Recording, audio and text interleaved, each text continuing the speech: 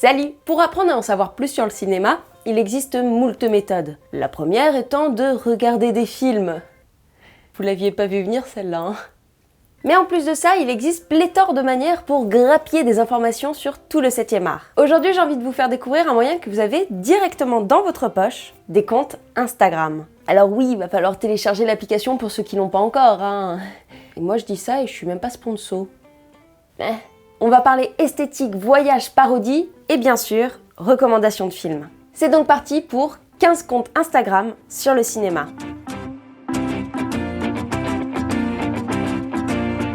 On va commencer tout de suite par la plus jolie des catégories, celle qui prime sur l'esthétique et la beauté de l'image. Ses dégradés, son unité colorimétrique, bref, toutes ces nuances de teintes qu'il peut faire voir. C'est là où le compte Color Palette Cinéma est fort. Chaque post présente un photogramme d'un film et les différentes teintes de couleurs qui le composent. D'isoler ainsi ces couleurs permet de savourer encore plus leur intensité et leur raison d'être. Et dans la description de chaque post, vous pourrez lire le nom du réalisateur ou de la réalisatrice du film, mais aussi des personnes de l'équipe technique image, costumes et maquillage. Une belle manière de mettre en lumière ces travailleurs de l'ombre. Je vous mets d'ailleurs le lien d'une interview du créateur de ce compte, qui est également connu pour son second compte, Cinéma Magique. Avec la petite lune de Méliès là, j'allais forcément cliquer, hein. J'enchaîne avec un compte passionnant sur les coulisses du cinéma et de l'audiovisuel en général. Vous voulez savoir comment ils font des films sans avoir à vous mater des heures de making-of? Le compte Filmmakers World est fait pour vous.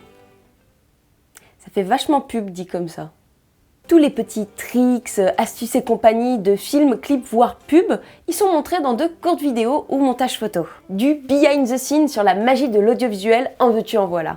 Et pour finir cette catégorie, voici un de mes comptes préférés. C'est un peu un énorme bas de chasse, un gloubi-boulga de magnificence et de perles cinématographiques. Sur The Film Zone, vous trouverez des parallèles entre des personnages historiques et leur représentation dans des films, des comparaisons entre plusieurs films du même genre ou non, des jeux sur les couleurs, les formes ou même les émotions. Bref, un beau condensé de beauté en un clic. Vous commencez à me connaître? Moi, ce qui me fait kiffer, c'est la galéjade à coups de grandes tartines de LOL. En vrai, j'ai pas compté, mais je crois que je passe quasiment pas une vidéo sans dire les mots galéjade et gaudriole. Donc si vous avez des synonymes, n'hésitez pas à m'en donner hein, pour que je me renouvelle un peu. Mais bon, quand vous êtes sur Insta et que vous scrollez comme ça pendant des heures, c'est quand même sympa d'avoir une bonne raison de s'arrêter et se taper une bonne barre de rire. Et donc, quoi de mieux pour ça que des contes parodiques sur le cinéma? Mais oui monsieur, mais oui madame, absolument. Le premier en tout cas est absolument efficace pour ça. Le compte Affiche de Flim, TMT c'est la ref, hein, réalise des détournements d'affiches donc en mélangeant 2 ou plusieurs films en un seul poster. Les montages sont toujours réussis, les jeux de mots sont vraiment gauleries et en plus c'est un compte français de à peine 5000 followers. Donc allez me suivre ça, Fissa, Little Miss Sunshining, Visitor, I. Voilà, hein, je vois là. C'est tout. Et c'est fou cette histoire parce que ça me rappelle un petit jeu que j'aime bien, hein. Wink wink.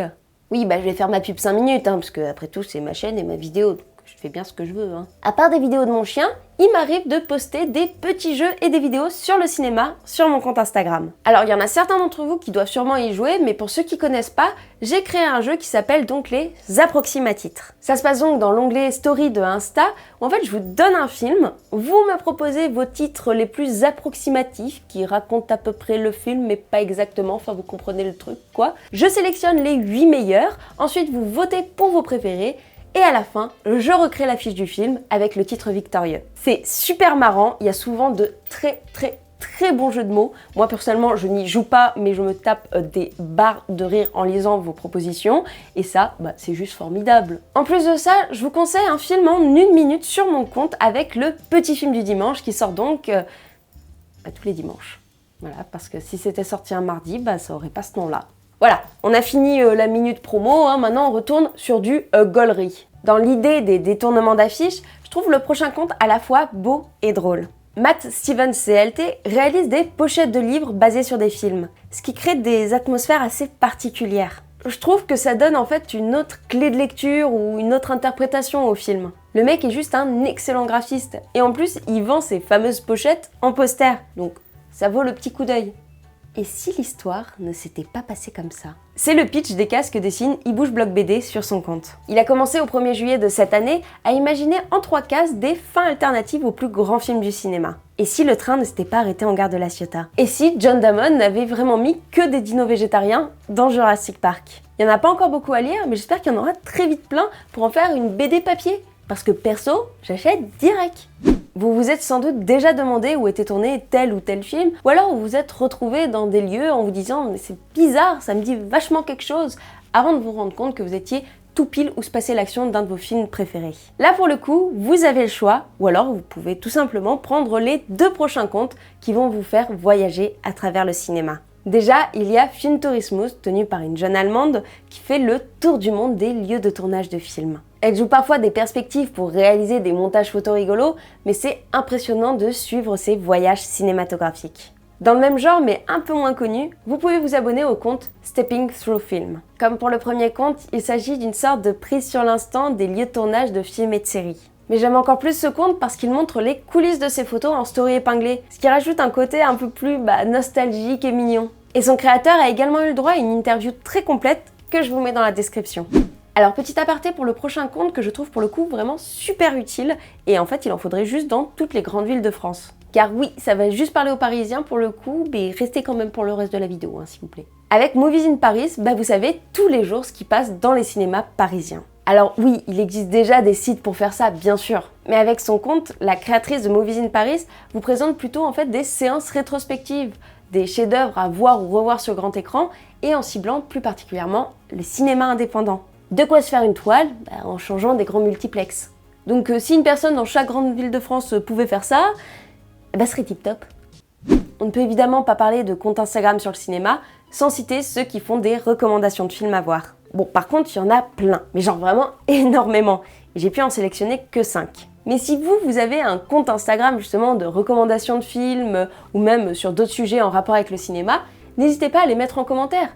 Comme ça, cette vidéo ne sera que le début d'une très longue liste. Comme c'est tous les soirs la guerre pour savoir qu'est-ce que vous allez regarder comme film, les 2 prochains comptes sont faits pour vous. Avec le film du jour, vous avez un film tous les jours.